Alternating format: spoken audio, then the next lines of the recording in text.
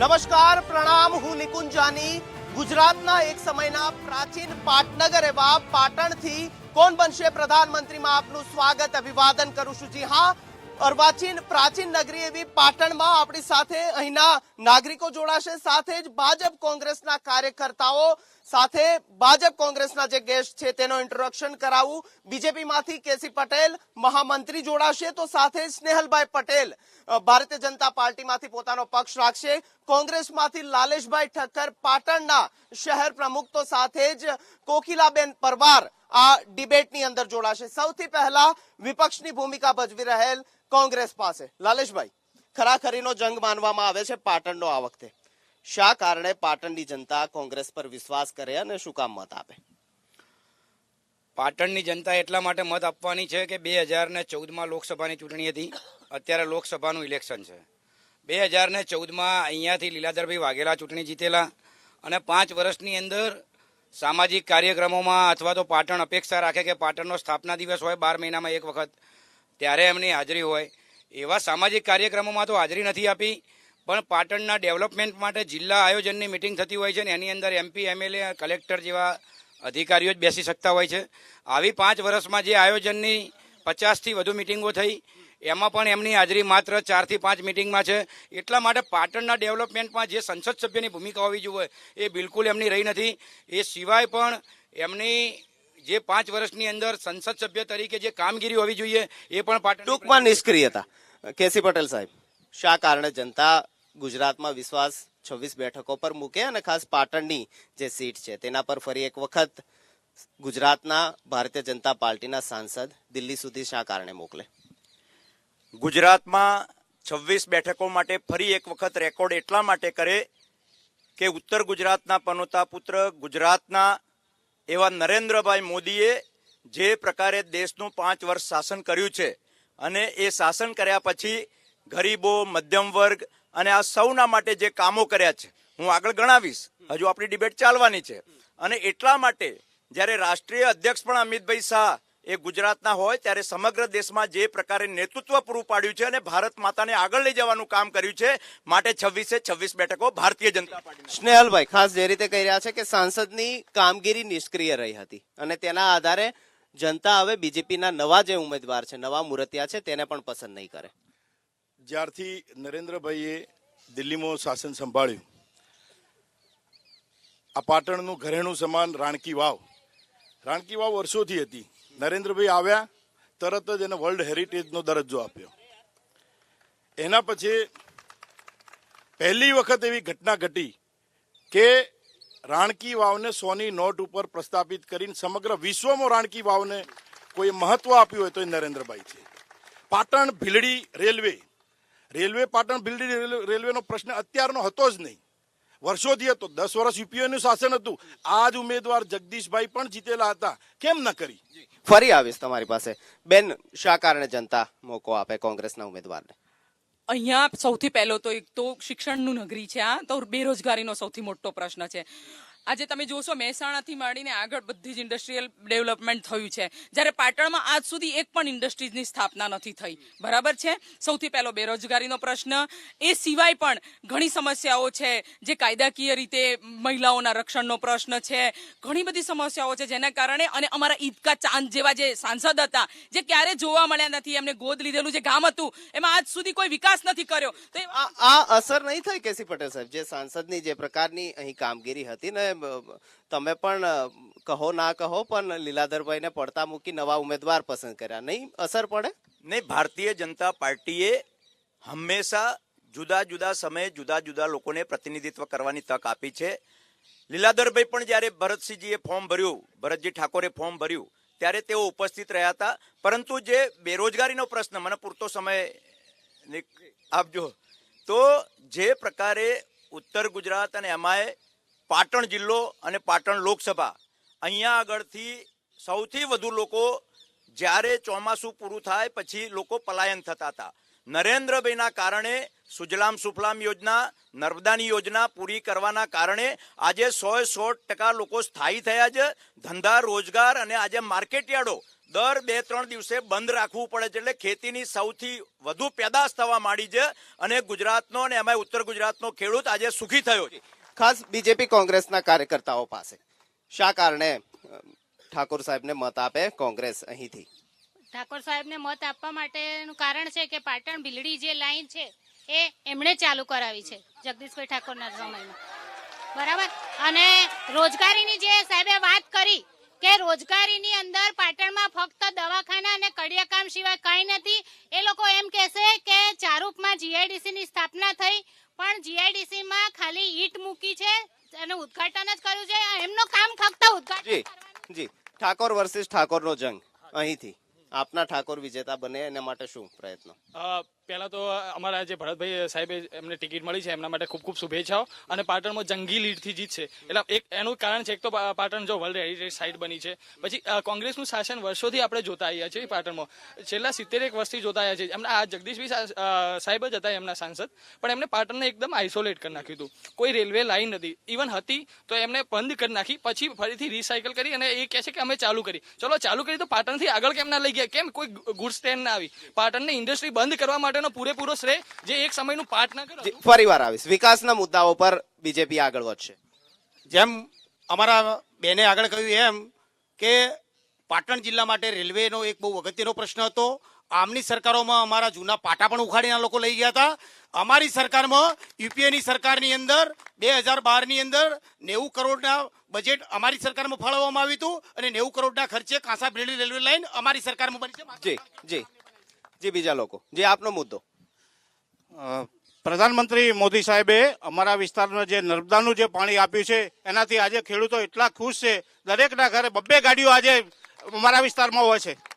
ખાસ રાણકી વાવનો ઉલ્લેખ થઈ રહ્યો છે, તમારી પાસે આવીશ. રાણકી વાવને તો આપે જાળવી, પણ નહેરોની જ્યારે વાત થાય પાટણની વિધાનસભાની અંદર પ્રશ્ન પૂછાયો, તેનો રાજ્ય સરકારનો જવાબ હતો કે નહેરો તૂટી રહી છે એનું કારણ એ છે કે ઉંદરો નહેરો કોતરી જાય છે. રાણકી વાવ તો સાચવી પણ નહેરો નથી સચવાતી, એનું શું કારણ? કોને કીધું? નહેરો સચવાયેલી જ છે. આપણી રાજ્ય સરકારનો જવાબ છે. હું તમને કહું, ક્યાંક વરસાદ પડેલો વધારે પાણી આવે તો ક્યાંક તૂટતી છે. બાકી કોંગ્રેસ વાળાનું પોલમ પોલ છે અને એ લોકો ખોટો આક્ષેપ કરે છે. અહીંથી થોડા જ કિલોમીટર દૂર જો હાલ બી પાણી એની અંદર ભરેલું છે અને જાહેર છે. નહેરો અકબંધ છે અને સારી રીતે જી લાલેશભાઈ, ખાસ અલ્પેશ ઠાકોર પર આવીશ. સાથ છોડી મૂક્યો જવાબ આપવો છે નહેરો વાળો.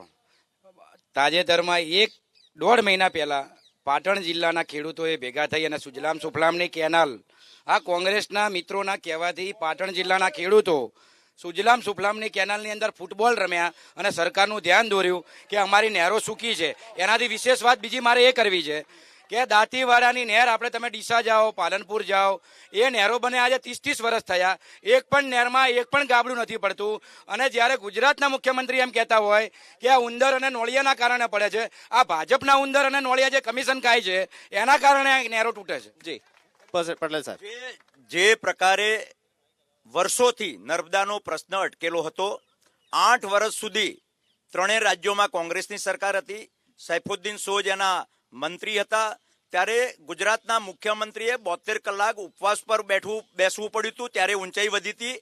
એથી વિશેષ 8 વર્ષ સુધી દરવાજા મૂકવા માટે દરવાજા તૈયાર હતા તો એની પરવાનગી નહોતી આપી. આખું ઉત્તર ગુજરાત પાણી અને ગુજરાત પાણીથી, મને પૂરતો સમય આપજો. સમયની કમી ટૂંકમાં. હા, તો પૂરતો સમય તો પાણી જે ના મળે એના માટે દરવાજા મૂકવાની પરવાનગી નહોતા આપતા. નરેન્દ્રભાઈ વડાપ્રધાન બન્યા અને 17મા દિવસે દરવાજા મૂકવાની પરવાનગી આપી. આ ગુજરાતના ખેડૂતો માટે સૌથી મહત્વનું કામ કર્યું હોય તો પાણી આપવાનું કામ કર્યું. સુજલામ સુફલામની યોજના એ નર્મદાની સમાંતર 25-30 કિલોમીટરે જે કરવાનું કામ છે એ યુપીએની સરકાર, અટલજીની સરકારે 60,000 કરોડ રૂપિયા મંજૂર કર્યા હતા. કોંગ્રેસની સરકાર આવી અને કોંગ્રેસે ના મંજૂર કર્યા. આ 56ની છાતીવાળા નરેન્દ્રભાઈએ એમને પોતે આ કેનાલ કરીને સમાંતર પાણી છે ને આજે 300 ફૂટે બોરના પાણી ઉપર આવ્યા. ભાજપ કોંગ્રેસના કાર્યકર્તાઓ પાસે ફરીવાર જે આપનો મુદ્દો. એક જમાનામાં આ પાટણ છે ને ડાર્ક ઝોનમાં આવતું હતું. પાટણ ડાર્ક ઝોનમાં આવતું હતું. હું કોઈની તરફેણ નથી કરતો, પણ 55 વર્ષ સુધી ઓનલી કોંગ્રેસનું રાજ્ય હતું. ઓનલી કોંગ્રેસનું, ઉપરથી નીચે સુધી. ત્યારે એમને આ સમજ નથી પડતી કે ઉત્તર ગુજરાત નહીં, ઓલ ઓવર ગુજરાતનો સ્પર્શતો પ્રશ્ન છે. આ ખેડૂતને, વેપારીને, XYZ જગ્યાએ સ્પર્શતો પ્રશ્ન છે. એમને એ વખતે ખ્યાલ નતો આવતો. ત્યારે ખ્યાલ નહોતો. જી, આપ ફરી વાર આવીશ, જે નથી આવ્યા એમનો. જી, આજે જે પાટણની વાત કરતા હોય, હું બીજેપી વાળાને કહેવા માંગુ છું કે અહીંયા મજૂરી નથી મળતી, 2 ટંક ખાવાનું માણસોને નથી મળતું, અને આ મોટી મોટી વાતો કરવા વાળી આ સરકાર આજે નકરા બણકા ફૂકી રહી છે. અહીંયા દુઃખી જ છે બધા, જનતા દુઃખી છે. કોંગ્રેસ વાળા જે નવું જે સૂત્ર લાયા છે અબ હોગા ન્યાય, તો આજ સુધી તમે લોકોએ નહેરુનગર, રાજીવનગર, સંજીવનગર અને સંજયનગર જેવી ઝૂંપડપટ્ટીઓ બનાવી છે. આજે તેઓ આગળ પંડિત દીનદયાળ આવાસ યોજના અને અટલ આવાસ યોજના, પ્રધાનમંત્રી આવાસ યોજના બનાવે છે. તો કહેવાનો મતલબ એ છે કે તમે આજ સુધી અન્યાય કર્યો છે પબ્લિકને, અને આજે 60 વર્ષ પછી તમને પસ્તાવો થાય છે. આપનો મુદ્દો. પાટણને પાસપોર્ટ સેવા કેન્દ્ર આપ્યું અને કેન્દ્રીય વિદ્યાલય આપી, અને નરેન્દ્ર મોદી સાહેબે રાણકી વાવમાં સ્થાન 100 નોટ ઉપર તમે જોઈ શકો છો, એ 100 નોટ ઉપર સ્થાન આપ્યું છે. વિકાસના મુદ્દાઓ સાથે રાણકી વાવને સ્થાન, હેરિટેજ જે સિટી સચવાય તેનો મુદ્દો. જી, આપ કઈ કહેવા માંગશો? રાણકી વાવની વાત કરીએ તો એને પહેલા 5 રૂપિયા ટિકિટમાં શરૂ કરી દીધી હતી. અત્યારે ટિકિટ વધીને કેટલી છે? તો આ લોકો 40 રૂપિયા. આજ હું મેં પણ જાણ્યું 40 રૂપિયા. આજે જે ભાજપ વાળા કરી રહ્યા છે વેપાર સિવાય કશું જ કરતા નથી. કોઈ બધા જ બેરોજગાર છે, મોટી મોટી વાતો કરવાની, ચોર ચોકીદાર જ છે, આ કોઈ કામ કરવાના નથી. એક જ છે કે બસ અમારું કરો, અમારા ઘર ભરો. કોંગ્રેસ બેરોજગાર જ. ચોકીદારની વાત, પણ સામે ચોકીદાર ચોરના નારાઓ. મિત્રો, આ ચોકીદાર અને ચોરની વાતો કરવા વાળી કોંગ્રેસને મારે કહેવું છે, હું અહીંથી 50 કિલોમીટર દૂર ગામડેથી આવું છું. ગઈકાલે 200 મને કહું એ નરેન્દ્ર મોદીના પ્રતાપ હું ઘેર લઈ ગયો છું. નરેન્દ્ર મોદીના શાસનમાં ભ્રષ્ટાચારીઓ ને ભ્રષ્ટાચાર બંધ થયો છે, એટલે રોકકળ કરી મૂકી છે. મોદી સાહેબ ફરીથી આવવાના છે એવું મીડિયા કહ્યું. જી, લાલેશભાઈ તમારી પાસે આવીશ. ઠાકોર સમાજની અહીં પ્રભુત્વ વાળી વસ્તી, લગભગ 3.5 લાખ કરતા પણ વધુ મતદારો. અલ્પેશ ઠાકોરનો સાથ છોડવો મુશ્કેલી કોંગ્રેસ માટે? કોઈ મુશ્કેલી નથી. આ વખતની ચૂંટણી ઠાકોર વચ્ચે નથી, કોઈ કોમ વચ્ચે નથી. આ વખતની ચૂંટણી આ દેશની લોકશાહી બચાવવા માટેની ચૂંટણી છે. 70 વર્ષના ઇતિહાસની અંદર ક્યારે કોઈ એવું નથી જોયું કે સુપ્રીમ કોર્ટના જજને રોડ ઉપર આવવું પડ્યું હોય અને પ્રેસ કરવી પડી હોય. 70 વર્ષના ઇતિહાસમાં ક્યારે કોઈ એવું નથી જોયું કે ગવર્નરને, રિઝર્વ બેંકના ગવર્નરને રાજીનામું આપવું પડ્યું હોય. 70 વર્ષના ઇતિહાસમાં ક્યારે કોઈએ ગુજરાતમાં કે દેશમાં એવું નથી જોયું કે વાઘાણીનો છોકરો ચોરી કરતા પકડાય અને ચોરી કરતા જે પકડે એ પ્રોફેસરને સરકાર સસ્પેન્ડ કરી દે. આવું ક્યારે કોઈએ જોયું નથી. એટલે લોકશાહી બચાવવા માટે આ વખતે મતદાન થવાનું છે. અટકતરો ફાયદો થશે ભાજપને અલ્પેશ ઠાકોરનો સાથ છોડવાના કારણે. કોંગ્રેસે હંમેશા સીધી ચૂંટણી, સીધી ગુજરાતમાં પ્રજાનો મત ક્યારેય જીત્યો નથી. એટલા માટે એ પાછલા બારણે આપણે હોટલોમાં આપના એબીપી ચેનલમાં જ દેખતા હતા, બેગ લઈ જતા હતા, લાવતા હતા, ત્રણેયને સામે લાવતા હતા. ઓબીસી માંથી જ અમારે તો જોઈએ. મને પૂરતો સમય નિકુંજભાઈ આપો, તમે જે પ્રકારે આપો છો. પૂરેપૂરા બધાના ઉપયોગ કર્યા અને બધા જ લોકોને સામે લાવ્યા, વર્ગ વિગ્રહ કર્યો અને કેમ કરીને વિધાનસભામાં ચૂંટાવવું. પરંતુ ગુજરાતની સાણી પ્રજાએ ફરી વખતે 6ઠ્ઠી વખત ભારતીય જનતા પાર્ટીને જીત્યા. મારે કેન્દ્ર સરકારની વાતો કરવી છે. અત્યારે કેન્દ્ર સરકારની ચૂંટણી છે, તો કેન્દ્ર સરકારની જે છે મા વાત્સલ્ય, મા અમૃતમ કાર્ડ, 12 રૂપિયાનો વીમો, 330માં જીવન વીમો, ઉજાલા, સેવા સેતુ મુદ્દાઓ. પણ સમયની કમી કે ફરીવાર આવીશ. જે પ્રકારની વાત એમને કરી કે મુશ્કેલી ખરી કે પછી એકવાર તક છે પાટણની અંદરથી, જે પ્રકારની ગુજરાતની સીટોમાંથી જે મહત્વની કે કોંગ્રેસ માટે આશાનું કિરણ છે તેમાં પાટણ પણ એક છે. હા, અમે પાટણની સીટ 1.5 લાખથી વધુ મતથી જીતીશું. બરાબર છે. હવે એમણે કહી રહી વાત સરકારની યોજનાઓની. હમણાં જ એક ભાજપના ધારાસભ્ય હતા, એમણે યુટ્યુબ પર મૂક્યો છે વિડીયો. એમાં એમણે કહ્યું કે જે બેટી બચાવો અને બેટી પઢાઓ જે યોજના છે, 2 થી 20 વર્ષની જે બાળા હોય એમના ખાતામાં આજ સુધી કોઈના ખાતામાં 1 રૂપિયો નથી ગયો. જી, ભાજપ કોંગ્રેસના કાર્યકર્તાઓ પાસેથી સમયની પાબંદી છે ટૂંકમાં. જી, આપનો મુદ્દો. આગળ આવી જશો.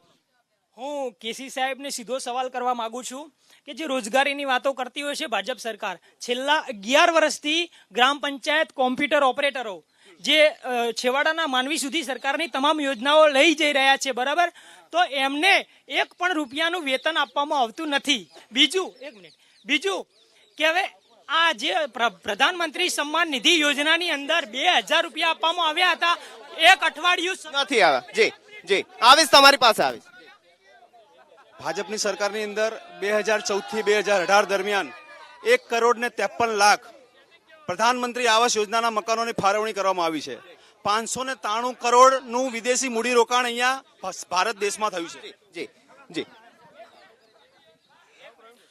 એક સૌથી અગત્યની વાત કે તાજેતરમાં એ દુષ્કાળ પડ્યો હતો, વરસાદ નતો થયો, એના કારણે સરકારે આ વિસ્તારને દુષ્કાળ જાહેર કર્યો છે. પાક વીમાના નામે જે 10,000 રૂપિયાના પ્રીમિયમ ઉઘરાયા હતા અમારા ખેડૂતોના, અને આજ સુધી અમારા વિસ્તારના ખેડૂતને એક તમે કાગળ ઉપર છેલ્લો મુદ્દો જો રોજગારની વાતો થતી હોય તો માત્ર નોકરીથી રોજગાર નથી મળતો, પકોડા વેચીને પણ ધંધો કરી શકાય છે. કોણ બનશે પ્રધાનમંત્રીમાં પાટણથી? આજે બસ આટલું જ. એબીપી અસ્મિતાની 2019 લોકસભા ઇલેક્શનની આ ખાસ રજૂઆત. કોણ બનશે પ્રધાનમંત્રીની સફર અહીં પૂરી થાય છે. જોતા રહો એબીપી અસ્મિતા, ગુજરાતની અસ્મિતા.